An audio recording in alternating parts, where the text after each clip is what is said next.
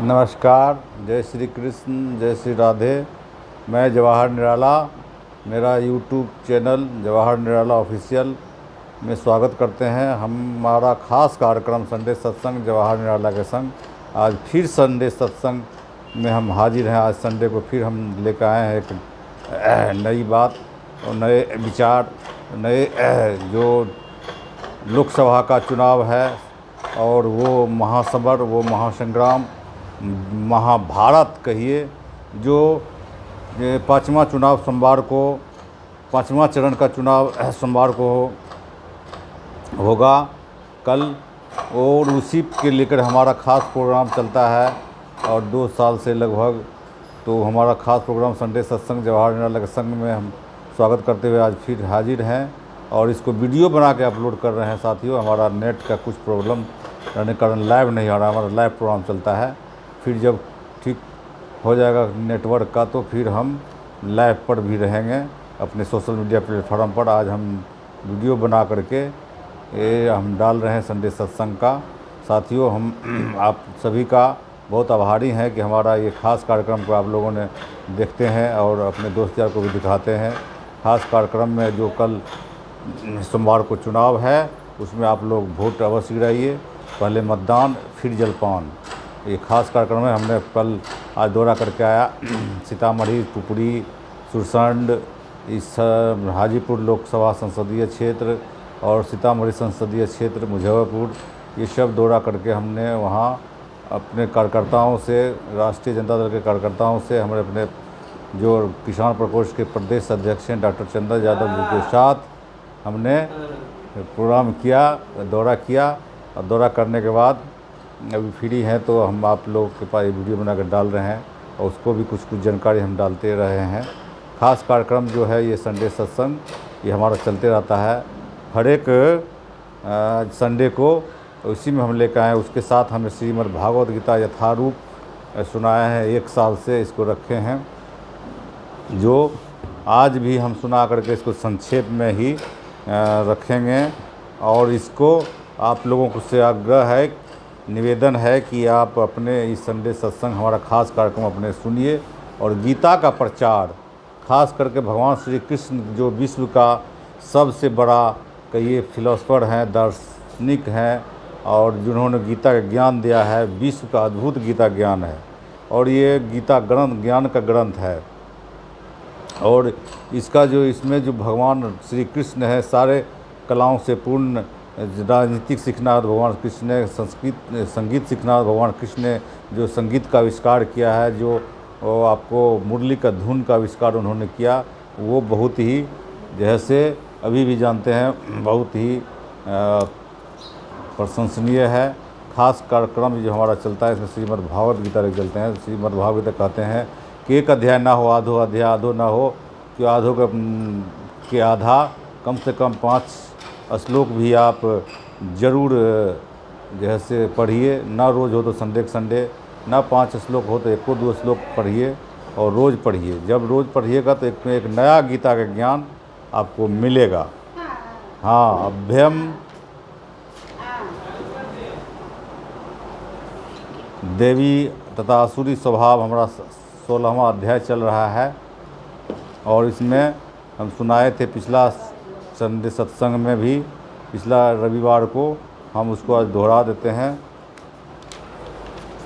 और उसको जहाँ से इसका तात्पर्य है बहुत लंबा उसको सुनाएंगे।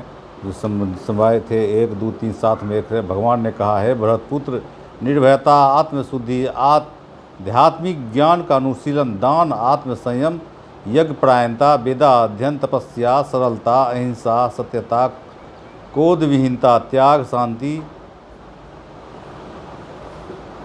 छिंद्रान्वेषण में अरुचि, समस्त जीवों पर करुणा, लोभ विहीनता, भद्रता, लज्जा, संकल्प, तेज, क्षमा, धैर्य, पवित्रता, ईर्ष्या तथा सम्मान की अभिलाषा से मुक्ति, ये सारे दिव्य गुण हैं जो देवी प्रकृति से संपन्न देवतुल्य पुरुषों में पाए जाते हैं। इसको कुछ संक्षेप में सुनाए थे इसका तात्पर्य, और बहुत लंबा है, इसको आज इस तात्पर्य को हम पूरा कर देंगे। आज सुनिए, गृहस्थों को यज्ञ भी करना चाहिए। तात्पर्य को उसके आगे से बढ़ाते हैं जो पिछला संडे सुनाए थे उससे आगे बढ़ाते हैं कि गृहस्थों को यज्ञ भी करना चाहिए, क्योंकि यज्ञ के लिए प्राप्त धन चाहिए। ब्रह्मचर्य वानप्रस्थ तथा संन्यास आश्रम वालों के पास धन नहीं होता, ये तो भिक्षाटन करके जीवित रहते हैं। अतएव विभिन्न प्रकार के यज्ञ गृहस्थों के दायित्व है। उन्हें चाहिए कि वैदिक साहित्य तथा आदिष्ट अग्निहोत्र यज्ञ करें, लेकिन आजकल ऐसे यज्ञ अत्यंत खर्चीले हैं और हर किसी गृहस्थ के लिए इन्हें संपन्न कर पाना कठिन है। इस युग के लिए संस्तुत सर्वश्रेष्ठ यज्ञ हैं सकीर्तन। यह सकीर्तन यज्ञ हरे कृष्ण कृष्ण कृष्ण हरे हरे, हरे राम राम राम हरे हरे का जब सर्वोत्तम और सबसे कम खर्च वाला यज्ञ है और प्रत्येक व्यक्ति से करके लाभ उठा सकता है। अतएव दान, इंद्रिय संयम तथा यज्ञ करना, ये 3 बातें गृहस्थ के लिए है। स्वास्थ्य या वेदाध्ययन, ब्रह्मचर्य आश्रम या विद्यार्थी जीवन के लिए ब्रह्मचारियों का स्त्रियों से किसी प्रकार का संबंध नहीं होना चाहिए। उन्हें ब्रह्मचर्य जीवन बिताना चाहिए और आध्यात्मिक ज्ञान के अनुशीलन हेतु अपना मन वेदों के अध्ययन में लगाना चाहिए। यही स्वाध्याय है। तमसः पातपस्या वानप्रस्थों के लिए मनुष्य को जीवन भर गृहस्थ ही नहीं बने रहना चाहिए। उसे स्मरण रखना चाहिए कि जीवन के 4 भाग हैं, ब्रह्मचर्य, गृहस्थ, वानप्रस्थ तथा संन्यास। अतएव गृहस्थ रहने के बाद उसे विरक्त हो जाना चाहिए। यदि कोई 100 वर्ष जीवित रहता है तो उसे 25 वर्ष तक ब्रह्मचर्य, 25 वर्ष तक गृहस्थ और 25 वर्ष तक वानप्रस्थ तथा 25 वर्ष तक संन्यास का जीवन बिताना चाहिए। ये वैदिक धार्मिक अनुशासन के नियम हैं। गृहस्थ जीवन से विरक्त होने पर मनुष्य को शरीर, मन तथा वाणी का संयम बरतना चाहिए। यही तपस्या है।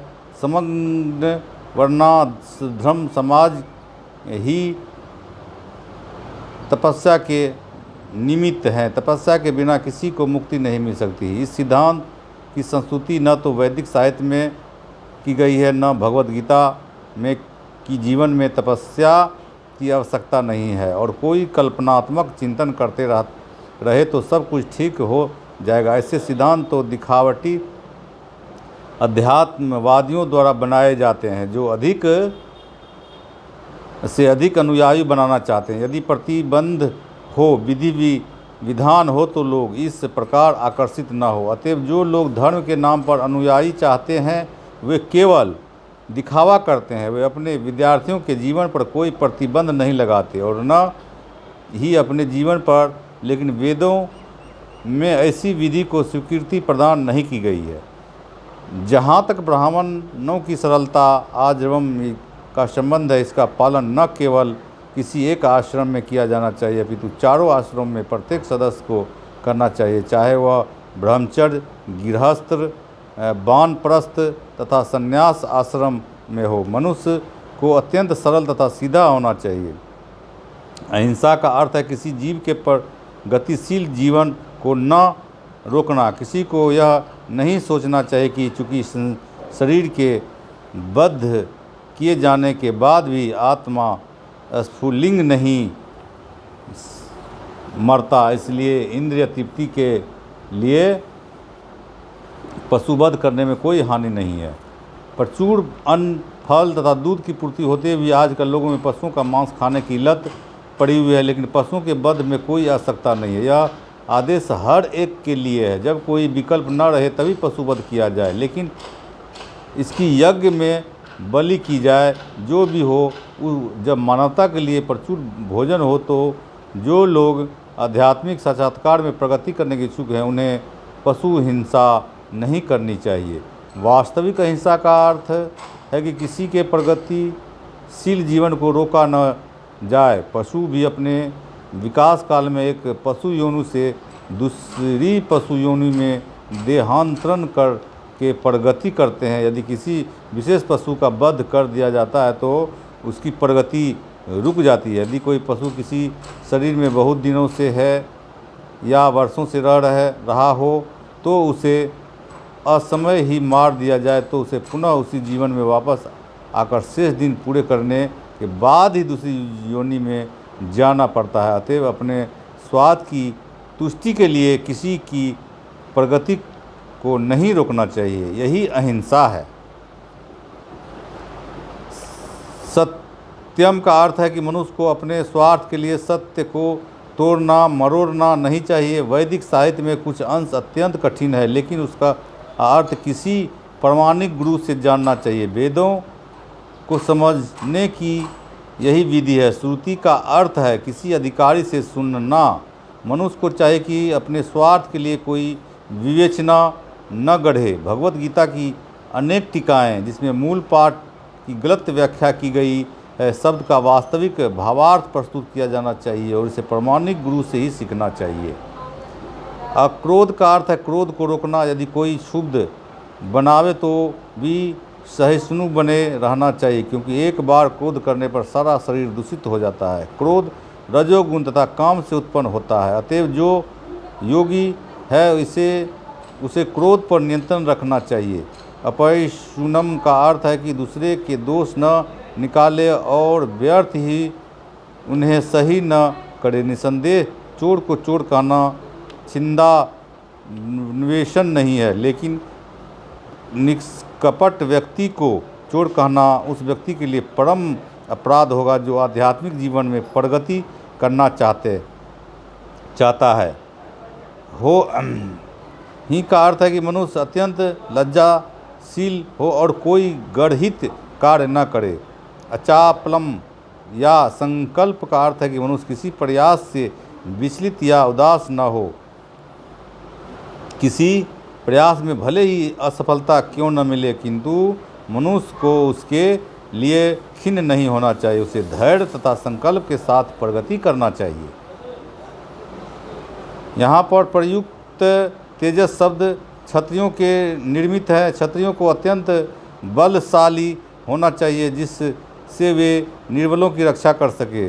उन्हें अहिंसक होने का दिखावा नहीं करना चाहिए। यदि हिंसा की आवश्यकता पड़े तो हिंसा दिखानी चाहिए, लेकिन जो व्यक्ति अपने शत्रु का दमन कर सकता है उसे चाहिए कि कुछ विशेष परिस्थितियों में क्षमा कर दे। वह छोटे अपराधों के लिए क्षमा दान कर सकता है। शौचम का अर्थ है पवित्रता, जो न केवल मन तथा शरीर को ही अपितु व्यवहार में भी हो। यह विशेष रूप से वर्णिक वर्ग के लिए है। उन्हें चाहिए वे काला बाजारी न करे, नाती मान्यता अर्थात सम्मान की आशा न करे। शूद्रों अर्थात श्रमिक वर्गों के लिए जिन्हें वैदिक आदेशों के अनुसार चारों वर्णों में से सबसे निम्न माना जाता है, उन्हें वृथा सम्मान या प्रतिष्ठा में फूलना नहीं चाहिए, बल्कि अपनी मर्यादा में बने रहना चाहिए। शूद्रों का कर्तव्य है कि सामाजिक व्यवस्था बनाए रखने के लिए उच्च वर्गों का सम्मान करें। यहाँ पर वर्णित 26 गुण दिव्य हैं। वर्णाश्रम में अनुसार इनका आचरण होना चाहिए। सारांश यह है कि भले ही भौतिक परिस्थितियाँ शोचनीय हो, यदि सभी वर्णों के लोग इन गुणों का अभ्यास करें तो क्रमशः आध्यात्मिक अनुभूति के सर्वोच्च पद तक उठ सकते हैं। अब श्लोक चौथा 16वां अध्याय का सुनिए। दम्भो दर्पो अभिमानस्व क्रोध पारुष्यमेव च अज्ञानं चाभिजातस्य पार्थं संपदमासुरीम्। हे पृथापुत्र, दम दर्प अभिमान क्रोध कठोरता तथा अज्ञान ये आसुरी स्वभाव वालों के गुण हैं। तात्पर्य श्लोक में नरक के राजमार्ग का वर्णन है। आसुरी स्वभाव वाले लोग धर्म तथा आत्मविद्या की प्रगति का आडंबर रचना चाहते हैं, भले ही वो उनके सिद्धांतों का पालन न करते हों। वे सदैव किसी शिक्षा या प्रचुर संपत्ति का अधिकारी होने का दर्प करते हैं। वे चाहते हैं कि अन्य लोग उनकी पूजा करें और सम्मान दिखलाए, भले ही वे सम्मान के योग न हो। वे छोटी छोटी बातों पर क्रुद्ध हो जाते हैं, खड़ी खोटी सुनाते हैं और नम्रता से नहीं बोलते। वे यह नहीं जानते कि क्या करना चाहिए और क्या नहीं करना चाहिए। वे अपनी इच्छानुसार सनक व सारे कार्य करते हैं। वे किसी प्रमाण को नहीं मानते। वे ये आसुरी गुण तभी से प्राप्त करते हैं जब वे अपनी माताओं के गर्भ में होते हैं, और ज्यों ज्यों वे बढ़ते हैं त्यों त्यों वे अशुभ गुण प्रकट होते हैं। दैवी अब 5वां श्लोक सुनिए। दैवी संपदि मोक्षाय निबंधाया सुरी मता माँ शुचः संपदम देवी भी जातो असी पांडव। मतलब दिव्य गुण मोक्ष के लिए अनुकूल है और आसुरी गुण बंधन दिलाने के लिए है। हे पांडुपुत्र, तुम चिंता मत करो, क्योंकि तुम देवी गुण से युक्त होकर जन्मे हो। तात्पर्य सुनिए। भगवान कृष्ण अर्जुन को यह कह कर प्रोत्साहित करते हैं कि वह आसुरी गुणों के साथ नहीं जन्मा है। युद्ध में उसका सम्मिलित होना आसुरी नहीं है, क्योंकि वह उसके गुण दोष पर विचार कर रहा था। वह यह विचार कर रहा था कि भीष्म तथा द्रोण जैसे प्रतिष्ठित महापुरुषों का वध किया जाए या नहीं। अतएव वह न तो क्रोध के वशीभूत होकर कार्य कर रहा था, न झूठी प्रतिष्ठा या निष्ठुरता के अधीन होकर।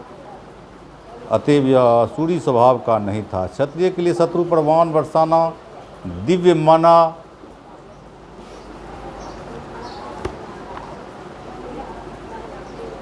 माना जाता है और ऐसे कर्तव्य में विमुख होना आसुरी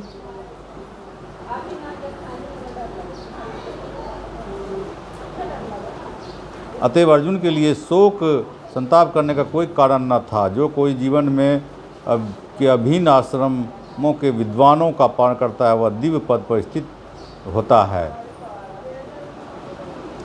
अब 6वां श्लोक। द्रौभूत शगो लोके दैव आसुर एव च देवो विस्तरसः प्रोक्ता आसुरम पार्थ में गिरसिलनु। हे पृथापुत्री, संसार से सृजित प्राणी 2 प्रकार के हैं, देवी तथा आसुरी। मैं पहले ही विस्तार से तुम्हें देवी गुण बतला चुका हूँ। अब मुझसे आसुरी गुणों के विषय में सुनो। तात्पर्य। अर्जुन को यह कह कर कि वह देवी गुणों से संपन्न होकर जन्मा है, भगवान कृष्ण अब उसे आसुरी गुण बताते हैं। इस संसार में बद्ध जीव 2 श्रेणी में बटे हुए हैं, और जो जीव दिव्य गुणों से संपन्न होते हैं वे नियमित जीवन बिताते हैं, अर्थात वे शास्त्रों तथा विद्वानों द्वारा बताए गए आदेशों का निर्वाह करते हैं। मनुष्य को चाहिए कि प्रमाणिक शास्त्रों के अनुसार ही कर्तव्य निभाए। यह प्रकृति देवी कहलाती है। जो शास्त्र विहित विधानों को नहीं मानता और अपने सनक के अनुसार कार्य करता रहता है, वह आसुरी कहलाता है। शास्त्र के विधि विधानों के प्रति आज्ञा भाव ही एकमात्र कसौटी है, अन्य नहीं। वैदिक साहित्य में उल्लेख है कि देवता तथा असुर दोनों ही प्रजापति से उत्पन्न हुए हैं। अंतर इतना ही कि एक श्रेणी के लोग वैदिक आदेशों को मानते हैं और दूसरे नहीं मानते। 7वां श्लोक है। पढ़ वृत्तिम च निवृत्तिम च जना न विदुरासुराः न शोचम नापि चाचारो न सत्यम तेषु विद्यते। जो आसुरी है वे यह नहीं जानते कि क्या करना चाहिए और क्या नहीं करना चाहिए। उनमें न तो पवित्रता, न उचित आचरण और न ही सत्य पाया जाता है। इसकी तात्पर्य अगले संडे सत्संग में रखेंगे साथियों। अभी आज यहीं तक रखेंगे। इसी के साथ साथियों हमारा ये संडे सत्संग यहीं स्थगित करते हुए और आगे संडे सत्संग में और आगे का श्लोक और तात्पर्य बताएंगे। तब तक के लिए हमारे वीडियो को देखिए और उसे सब्सक्राइब कीजिए, अपने दोस्त यार को भी शेयर कीजिए साथियों। इसी के साथ जय हिंद, जय श्री कृष्ण, जय श्री राधे।